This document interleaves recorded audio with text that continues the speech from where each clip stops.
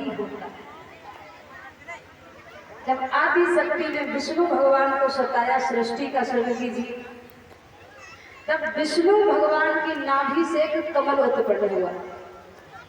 उसी कमल से ही ब्रह्मा जी, कमल पर ब्रह्मा जी बैठे हुए हैं। ब्रह्मा जी ने अपनी गर्दन को घुमाया जिससे ब्रह्मा जी 4 मुख वाले हुए। ब्रह्मा जी सोच रहे ये कमल उत्पन्न कहां से हुआ है, पता लगाते रहे मगर पता नहीं लगा पाए। सुखदेव जी कहते हैं राजन, जल में एक शब्द आया ता और पा, तप। ब्रह्मा जी तप कीजिए। ब्रह्मा जी ने तप किया, नेत्र खोल के देखा तो वही नाभि दिखाई दी जहां से वो कमल उत्पन्न हुआ है। नाभि जो है, दुनिया में सभी का जन्म हुआ है उधर से, कमल उत्पन्न हुआ है उधर से, नाभि से। सबका जन्म उधर से ही हुआ है। और हमारे शरीर को 4 भागों में बांटा गया है। सिर से उत्पत्ति हुई ब्राह्मणों की, क्षत्रिय की उत्पत्ति हुई भुजाओं से, वैश्य की उत्पत्ति हुई उदर से, और पैरों से उत्पत्ति हुई है शूद्र की।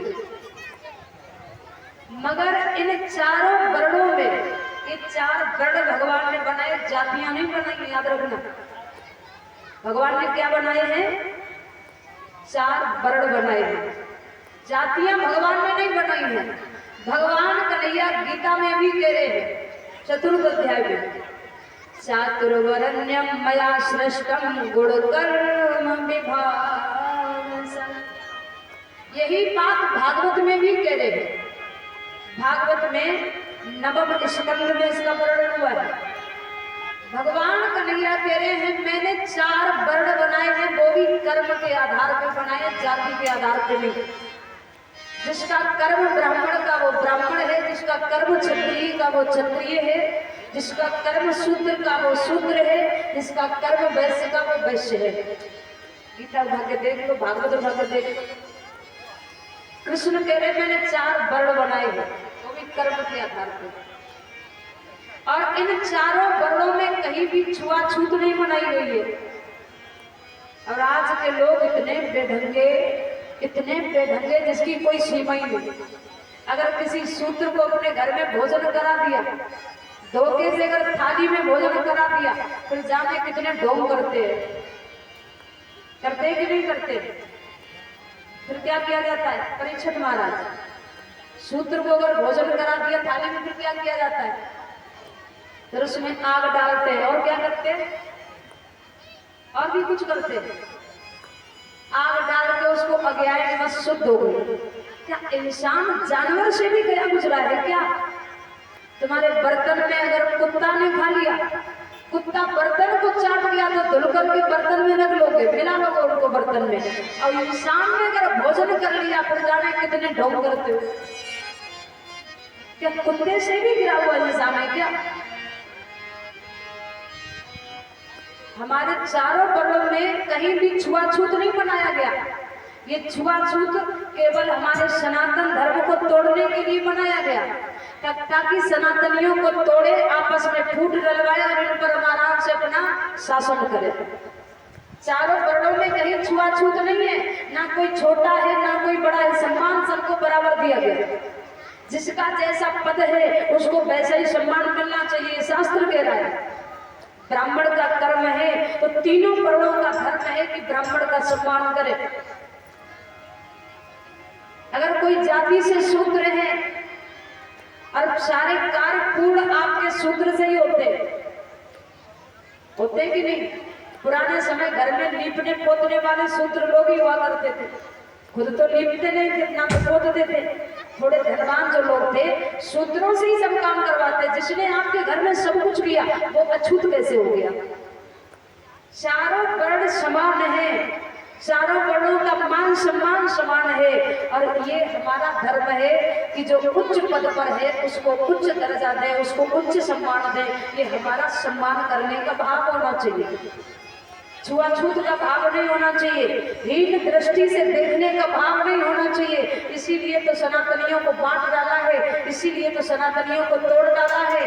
कोई सनातनी मुस्लिम धर्म में जा रहा है, कोई ईसाई धर्म में जा रहा है, कोई बौद्ध धर्म में जा रहा है, जाने कितने हिंदू कन्वर्ट कर दिए गए। केवल उनको वहां सम्मान मिलता है, सनातन धर्म में अपमान मिलता है। तो अपमान का घूंट कौन पीना चाहता है? कोई नहीं पीना चाहता है। इसलिए सम्मान सबको दीजिए, सनातनियों को जोड़ने की कोशिश कीजिए, तोड़ने की कोशिश मत कीजिए। शास्त्र उठा के देखिए, कहीं छुआछूत मनाया ही नहीं गया। बोलिए गोविंद भगवान की। सुखदेव जी कहते हैं, उत्तरानंदन परीक्षित, सबका जन्म उधर से ही हुआ है। जब हुआ होगा तब हुआ होगा सिर से, भुजाओं से, पैरों से, उधर से। मगर जितने भी प्राणी हैं सबका जन्म उधर से हुआ। तो सब शूद्र हुए कि नहीं हुए? सॉरी, वैश्य हुए कि नहीं हुए? क्योंकि उधर से ही वैश्य का जन्म हुआ है। तो आज के समय में जितने सब वैश्य है, ना कोई शूद्र है, ना ब्राह्मण है, ना क्षत्रिय है।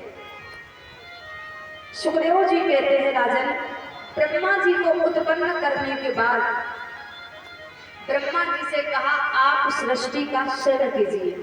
तो ब्रह्मा जी ने सर्वप्रथम 4 उत्पन्न किए हैं पुत्र, सनक, सनंदन, सनातन, सनत कुमार। इस सृष्टि की रचना के सर्वप्रथम के 4 बालक हैं। चारों पुत्रों से पिताजी ने कहा, बेटा सृष्टि के सृजन में हमारे सहयोगी बनिए। चारों पुत्रों ने इनकार कर दिया। पिताजी, मतलब आप कहना क्या चाहते हैं? पिताजी ने कहा, बेटा संतान जब जवान हो जाती है तो विवाह करना आवश्यक होता है, इसलिए आप विवाह करके सृष्टि के सृजन में हमारे सहयोगी बनिए। पुत्रों ने कहा, पिताजी अगर जवान होकर विवाह करना ही आवश्यक है तो आप मुझे वरदान दीजिए, हम 5 वर्ष के बने रहे, 5 से 5.25 के ना हो, हम विवाह नहीं करेंगे। हमें तो केवल आपकी भक्ति में सने रहना है, हमें दुनियादारी में नहीं फंसना है। अब पुत्रों का कहना पिता को देना पड़ा। ब्रह्मा जी को रोष आया, प्रकृति कर गई। प्रकृति से एक बालक उत्पन्न हुआ, क्रोध पृथ्वी पे गिरा। उसी क्रोध से एक बालक उत्पन्न हुआ जो जन्म देते ही रोने लगा, जिनका नाम पड़ा है रुद्र। और ये शंकर भगवान की। रुद्र जी से कहा, आप सृष्टि के सृजन में हमारे सहयोगी बनिए। अब रुद्र भगवान ने सर्प, बिच्छू, कांतर, भूत, प्रेत आदि विषैले जीव जंतु उत्पन्न कर डाले। जब विषैले जीव जंतु उत्पन्न कर डाले, ब्रह्मा जी ने कहा, बेटा आप तमोगुण से उत्पन्न हुए, इसीलिए तमोगुणी संतान उत्पन्न कर डाली। पहले जाके भजन कीजिए, जब सतोगुण की प्राप्ति हो जाए तब सृष्टि के सृजन में सहयोगी बनिए। अब रुद्र भगवान चले गए तपस्या करने। अब सारे भूत प्रेत खाओ खाओ चिल्ला रहे। तो ब्रह्मा जी ने कमंडल से जल लिया और भूतों के मुंह पे मारा, तो भूतों का मुंह बंद हो गया। अब भूतों ने कहा, प्रभु आपने तो मेरा मुंह बंद कर दिया, ये बताओ मैं खाऊंगा क्या?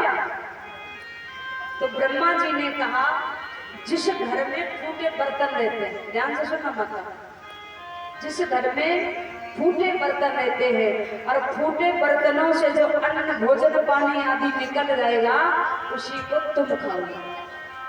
जिस घर में फूटे बर्तन रहते हैं वहां भूतों का डेरा रहता है, और जब भूत होंगे तो दरिद्रता तो वैसे भी लगेगी। उस घर में दरिद्रता का निवास होता है जिस घर में फूटे बर्तन रहते हैं। जिस घर में पूरे घर में कपड़े अस्त व्यस्त पड़े रहते हैं, उस घर में भी दरिद्रता का निवास होता है। जिस घर में जूता चप्पल पूरे घर में बिखरे पड़े रहते हैं, उस घर में भी दरिद्रता का निवास होता है। सुखदेव जी कहते हैं, राजन, ब्रह्मा जी ने इसके बाद में 10 पुत्रों को उत्पन्न किया, जिनमें सबसे छोटे हैं नारद ऋषि। इसके बाद सरस्वती नाम की कन्या उत्पन्न की। तो ब्रह्मा जी ने इसी कन्या के साथ सृजन करना चाहा, तो पुत्रों ने कहा, पिताजी आपकी बेटी है रिश्ते में, और बेटी के साथ सृष्टि का सृजन, आगे आने वाली संतान का भाग क्या होगा? तो ब्रह्मा जी ने अपना वो शरीर वहीं पे नष्ट कर दिया। अच्छा, आपने कभी ब्रह्मा जी की पूजा की किसी ने? ब्रह्मा जी के मंदिर देखे किसी ने? देखे किसी ने? आपको ब्रह्मा जी का कहीं मंदिर नहीं मिलेगा। ब्रह्मा जी की पूजा नहीं होती है। क्यों नहीं मंदिर मिलेगा? क्योंकि ब्रह्मा जी को दो जगह पे श्राप मिला हुआ है। एक तो यहाँ पर पुत्री के प्रति भाव गलत हो गया, इसीलिए ब्रह्मा जी की कहीं पूजा नहीं होती है। दूसरी जगह पुष्कर में इनकी धर्म पत्नी ने इनको श्राप दिया, क्योंकि पत्नी की जगह पे इन्होंने दूसरी पत्नी बिठाई। वेद माता गायत्री को बिठा करके अपने पास में यज्ञ किया, तो ब्रह्माणी ने इनको श्राप दे दिया। कहा ब्रह्मा, तुमने मेरे स्थान पे दूसरी स्त्री बिठा करके यज्ञ किया, मैं तुम्हें श्राप देती हूँ, उस पृथ्वी पे कहीं तुम्हारे मंदिर नहीं बनेंगे, कहीं तुम्हारी पूजा नहीं होगी। थोड़ी दया आ गई ब्रह्माणी को। ब्रह्माणी ने कहा ब्रह्मा जी, केवल एक मंदिर तुम्हारा बन सकता है, वो भी कहाँ? जहाँ तुमने यज्ञ रचाया। यज्ञ हुआ था पुष्कर में।